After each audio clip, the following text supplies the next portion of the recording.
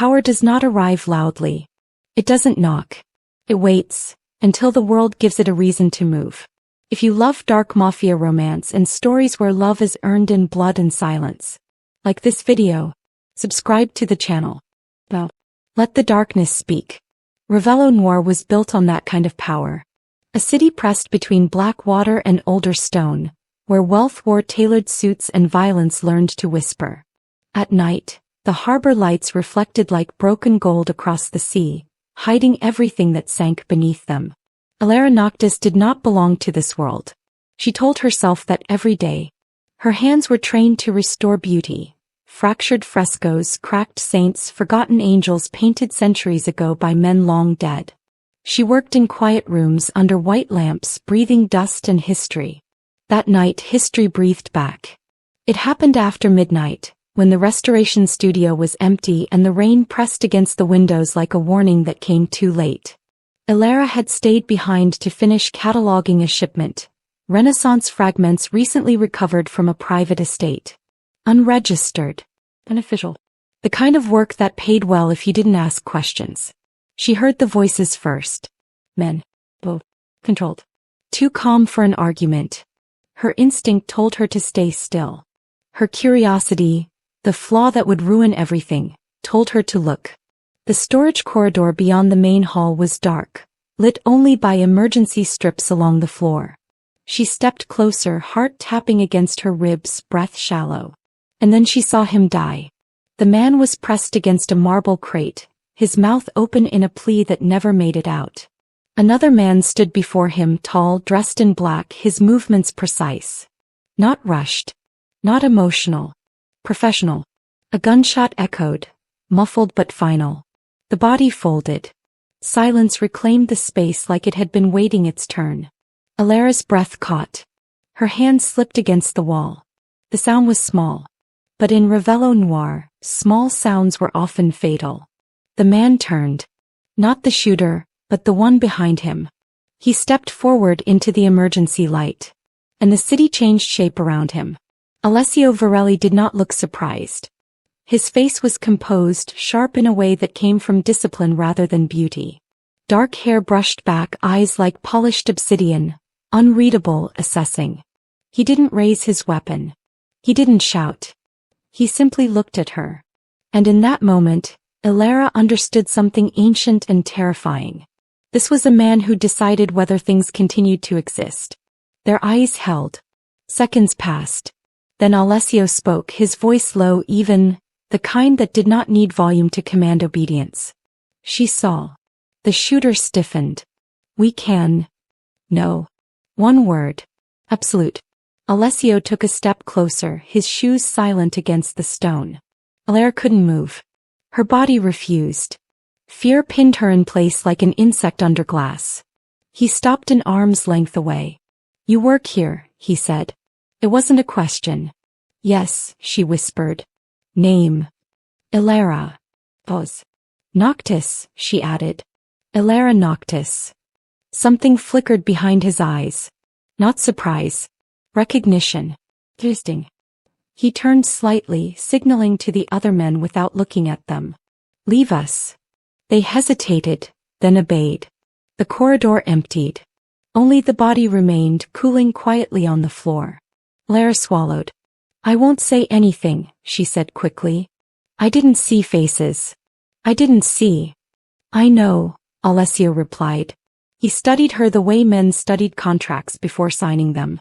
People who talk, he continued, talk because they think silence costs them something. He leaned closer. But silence is never free. Her hands trembled. What do you want? She asked. His gaze softened, not with kindness but calculation. For now, he said. Nothing. That was worse. Elara went home at dawn, the city blurring past her taxi window like a dream she couldn't wake from. By evening the knocking began. Not loud. Not threatening. Persistent. 2 men stood outside her apartment. Black coats. Polite expressions. Violence carefully folded beneath manners. You're coming with us, Miss Noctis, one said. To where? She asked. Somewhere safe. She laughed, short and brittle. That's not an answer. It's the only one we're allowed to give. The drive took her up the coast, away from the city lights, into hills guarded by iron gates and ancient pines. The estate waited behind them. Stone. Glass. Shadows. A house built to endure siege. Alessio stood inside, jacket removed, sleeves rolled just enough to suggest he was not here for comfort.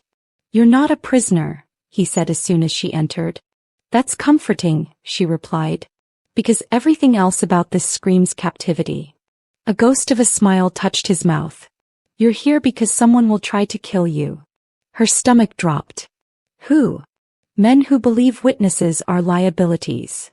"And you?" she asked. "What do you believe?" "I believe," Alessio said calmly, "that debts are more effective than graves."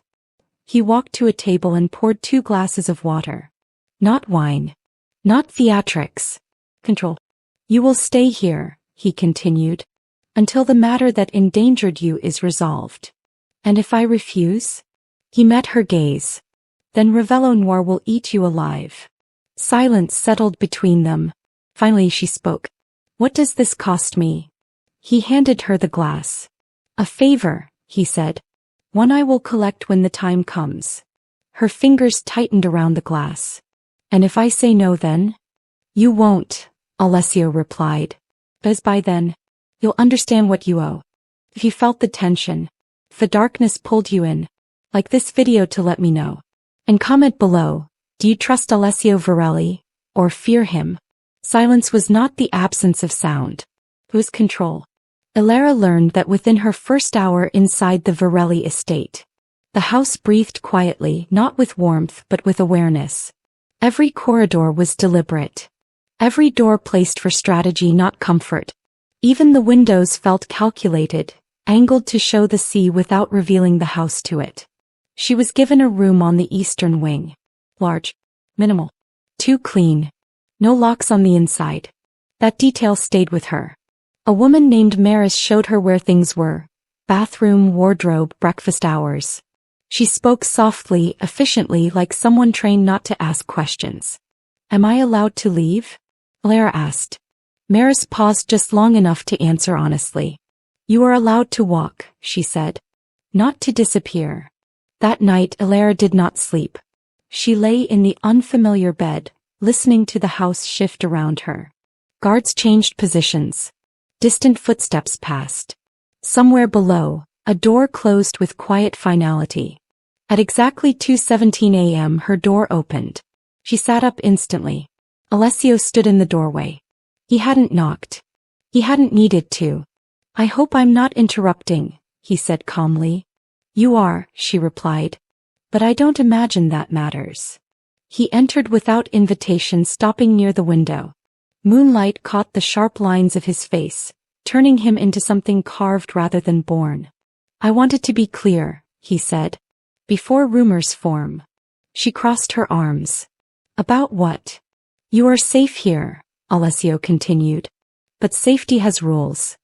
"Of course it does. No phones beyond what we provide. No visitors. No leaving without clearance. And if I break a rule?" His eyes shifted to her. "Then the protection ends." The words were quiet. Final. Elara studied him. "You could have killed me," she said. "That night." "Yes." "Why didn't you?" Alessio didn't answer immediately. When he did, his voice carried something colder than threat. "Because death is an ending," he said. "And you are more useful alive." He laughed. Sharp, incredulous. "At least you're honest." "I am always honest," he replied. "When it matters." Days passed. Meals appeared without question.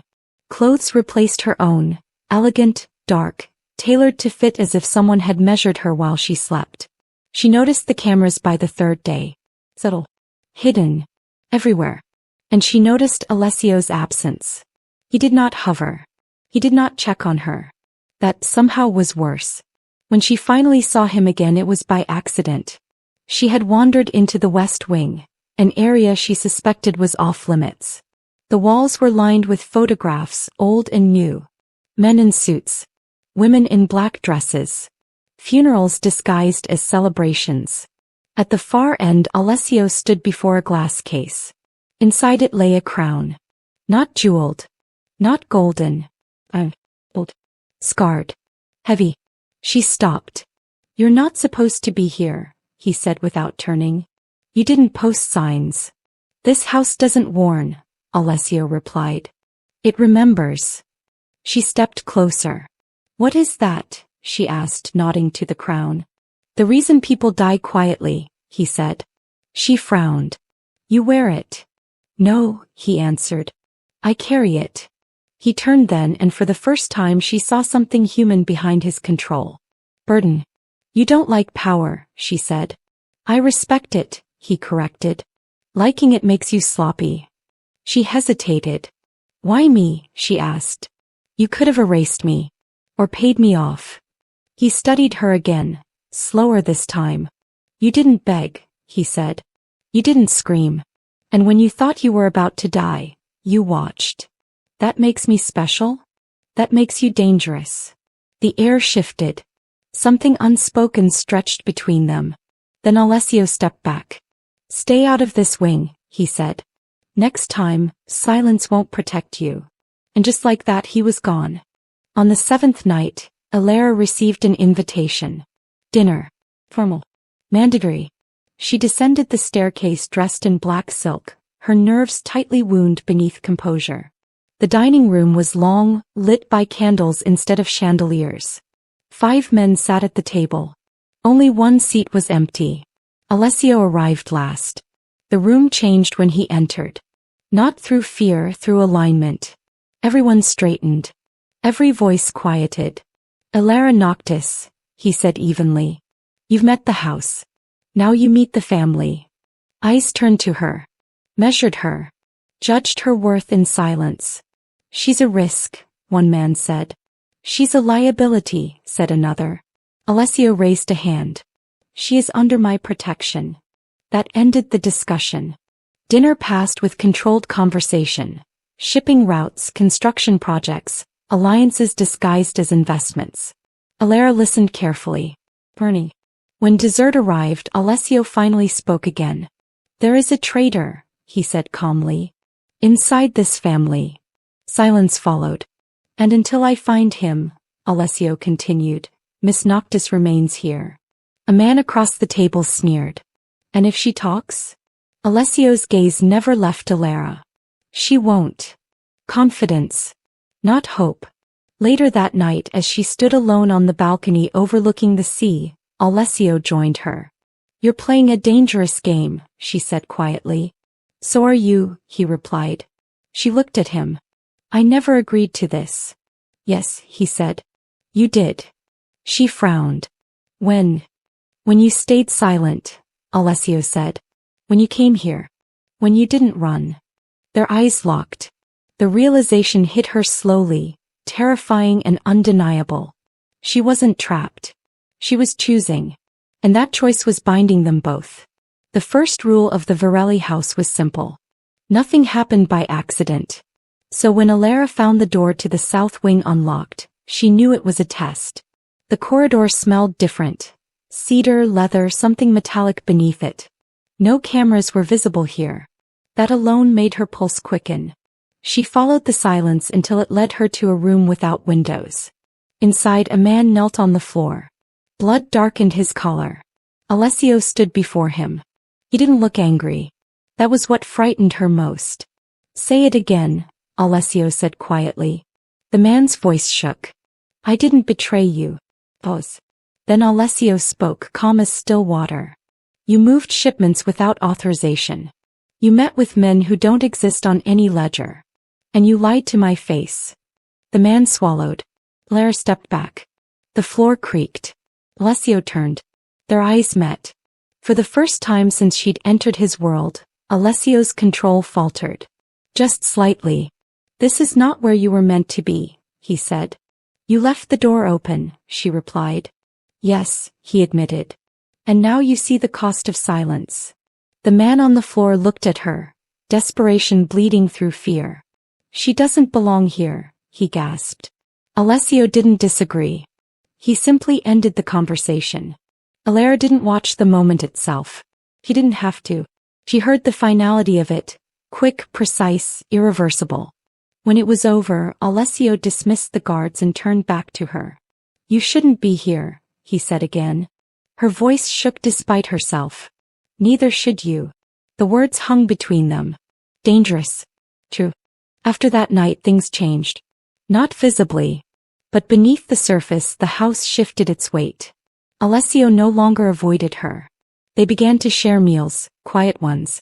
No family. No observers. He asked her about her work. She told him about broken art, how restoration wasn't about making things new, but honoring the damage without letting it destroy the whole. "You leave the scars visible?" he asked. "Yes," she said. "Otherwise it's a lie." Something dark flickered in his eyes. "Power doesn't allow scars," he said.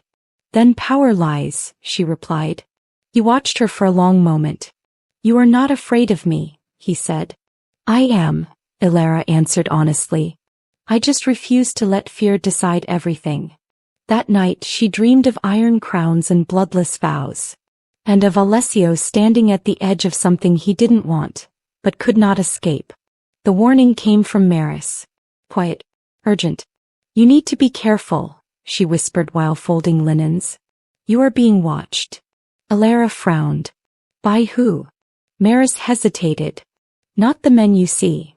Later that evening Alessio confronted her. "You spoke to Maris," he said. "Yes." "She forgets her place." "So do you," Elara shot back. "Every time you look at me like I'm not a liability." That did it. The crack widened. He stepped closer, too close. "You are here because I allow it," Alessio said softly. "And I'm still here," she replied, "because I choose to be." Silence roared between them. Finally he stepped back.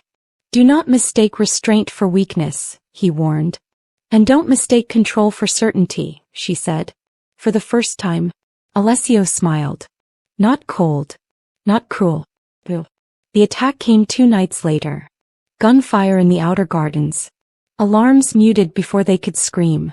Elara was pulled from her room by Alessio himself, his grip firm, protective, unyielding. "You said I was safe," she said as they moved through hidden corridors. "You are," he replied. "That's why they're here."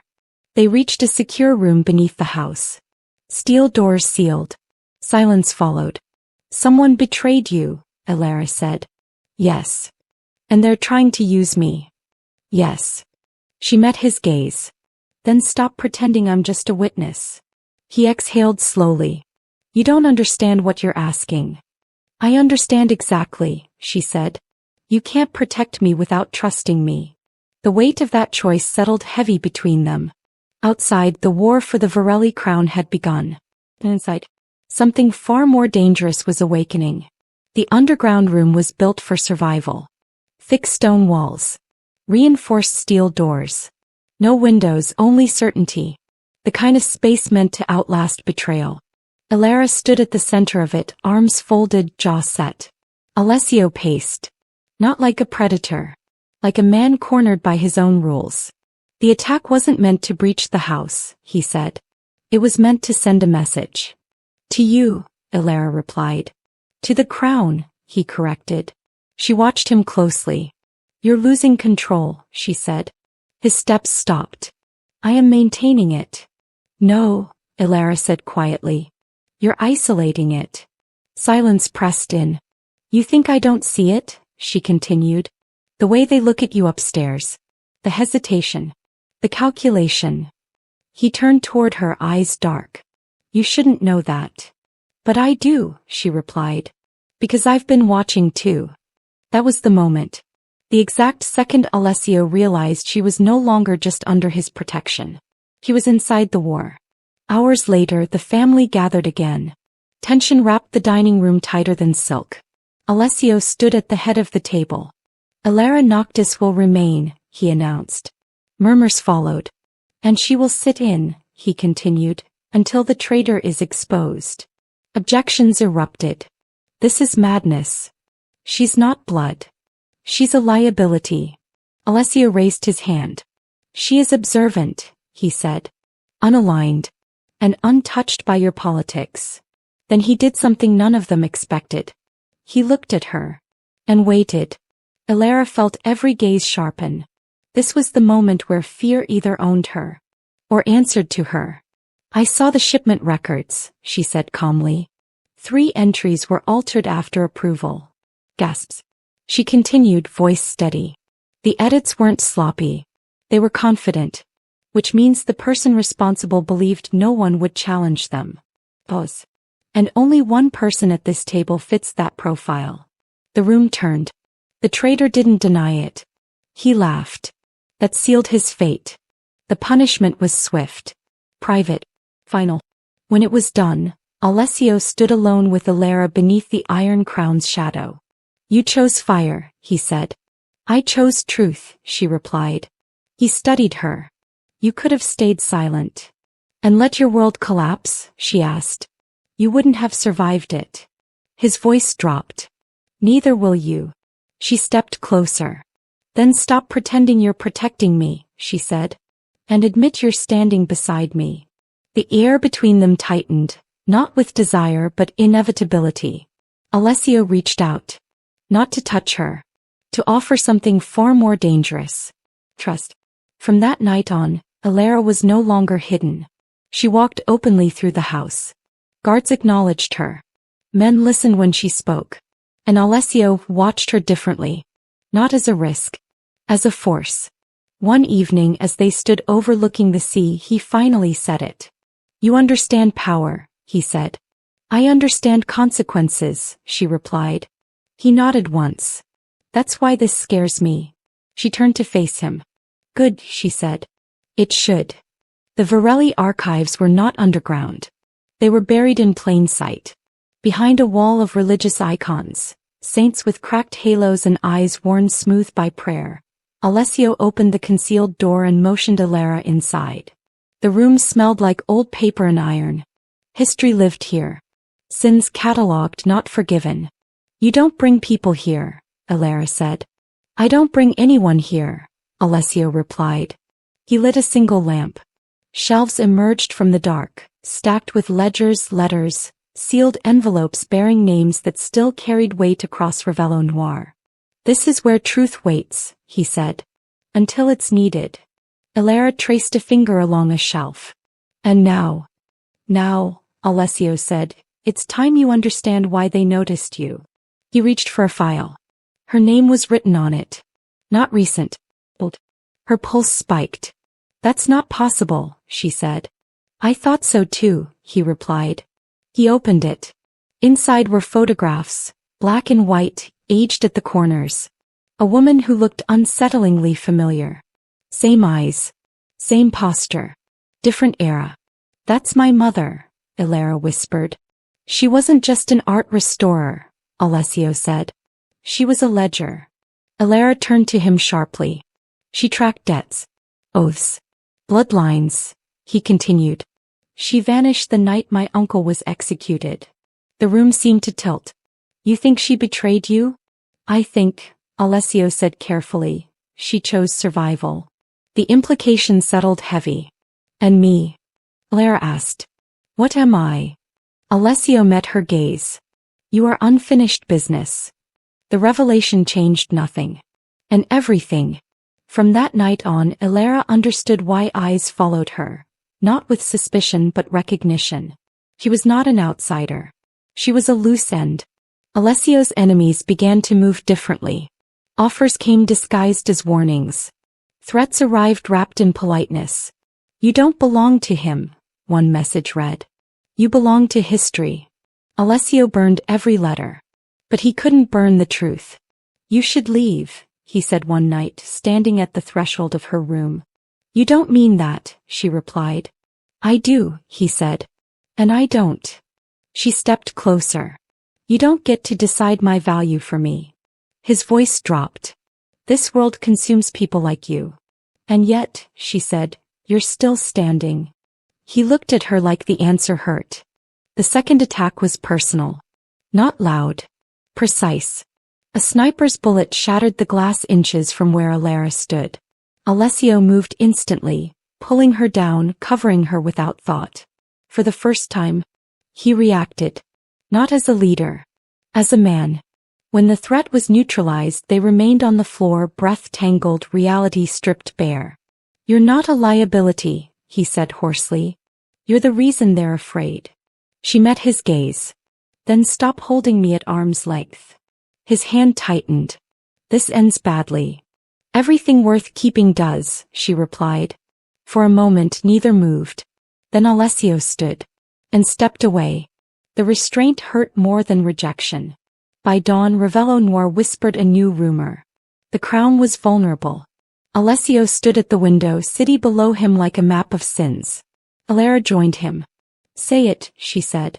He didn't turn. "If I bind you to me," he said, "there is no exit." "I never asked for one," she replied. Finally he faced her. Not the crown bearer. Not the enforcer. Just a man choosing his future. "You will be marked," he said. "Watched. Targeted." She nodded. "I already am." Silence sealed it. No kiss. No promise. Just an understanding written deeper than words. Ravello Noir did not explode into chaos. It tightened. Ports closed without explanation. Shipments rerouted. Banks delayed transfers by hours that felt intentional. Clubs that never slept turned their lights off early. The city was holding its breath. Alessio felt it before anyone said a word. "They're isolating us," he said calmly, standing over the city map. "Not attacking. Not yet." Elara studied the routes, the gaps, the quiet intentions hidden between lines. "They want you to overreact," she said. "Make the first mistake." "Yes," Alessio agreed. "And they expect me to do it alone." She looked at him. "You won't." He turned. For the first time he didn't correct her. The other families called for a council. Neutral ground. Old rules. New knives. Elara was not invited. Alessio ignored that. "She comes," he said. Silence answered him. Then reluctant agreement. The hall was cavernous, carved from stone older than the syndicates themselves. 12 leaders sat in a circle, power arranged like ritual. Elara felt their eyes weigh her. "She does not belong," one said. "She belongs to me," Alessio replied. A dangerous claim. One that bound more than it protected. The accusations followed. Whispers of weakness, rumors of divided loyalty, suggestions that the Varelli crown had grown sentimental. Alessio listened. Then Elara spoke. "You're not afraid he's weak," she said calmly. "You're afraid he's changing the rules." The room stilled. "You've built empires on inheritance," she continued. "Blood you didn't earn. Names you didn't protect." A murmur rippled. "Eliminate him," someone said softly, "before he infects the structure." Alessio smiled then. "Try," he said. The council ended without blood. That alone meant war. The attack came from within. A trusted captain. A familiar voice. A betrayal rehearsed too carefully. Elara saw it first. The hesitation. The angle. The lie that didn't quite land. She moved without asking. Security locked down the east wing. Alessio confronted the traitor himself. "You miscalculated," he said. The man laughed. "You chose her over tradition." "No," Alessio replied. "I chose clarity." The punishment was swift. But the message spread faster. The Varelli crown was no longer isolated. It was fortified. That night, Elara stood alone in the archive room. The iron crown rested inside its case, waiting. Alessio joined her. "You changed the balance," he said. "You were already losing it," she replied. He nodded. "I can end this by stepping down." She turned sharply. "And let them tear the city apart?" "I would survive," he said. "You would be free." She stepped closer. "Say that again," she said quietly.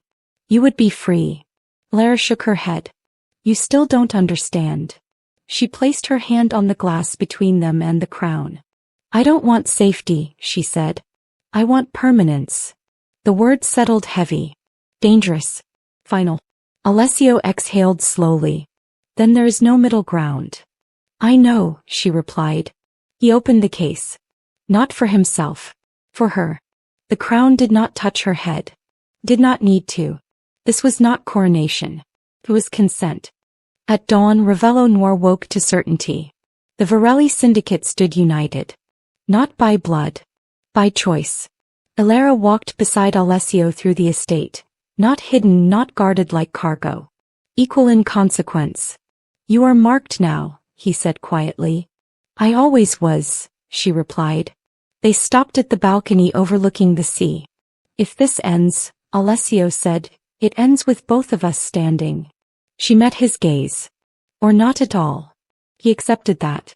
That was the oath. The war for Ravello Noir did not announce itself. It unfolded in absences. Ships that never docked.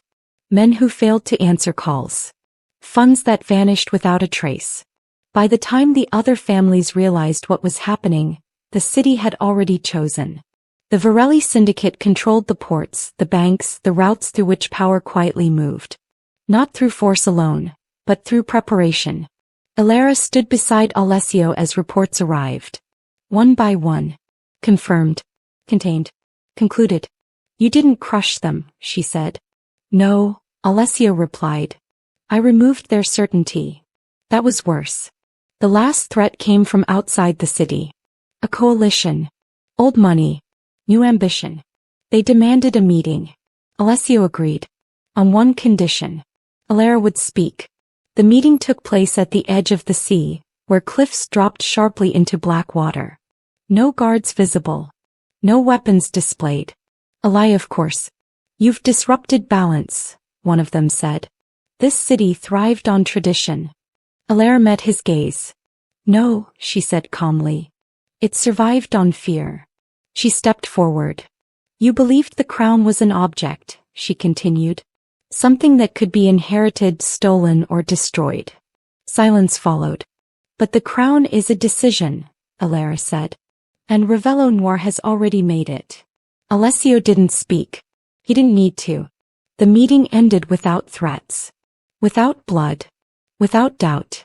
Weeks later the city exhaled. Life returned to its rhythms. Music filled the clubs again. Ships moved openly. The streets forgot how close they had come to burning. In the Varelli estate the Iron Crown remained where it had always been. Untouched. Alessio stood before it alone. You could wear it, Elara said from behind him. I don't need to, he replied. She joined him. Neither do I. They understood then what the others never had. Power was not performance. It was presence. Years later people would speak of the Varelli era differently. They would say violence became rare. That betrayals failed more often than they succeeded. That the city learned restraint. They would never mention Elara Noctis by name. But they would talk about the change. And they would whisper one truth. The crown did not rule Ravello Noir. The ones who stayed did. If this story held you until the final word, like this video to support the channel. Subscribe to Noir Crown Stories for more dark mafia romances. And comment below, what should the next Noir Crown story be about? Your voice shapes what comes next. Until then, remember, some love stories are not written in promises. They are written in power and silence.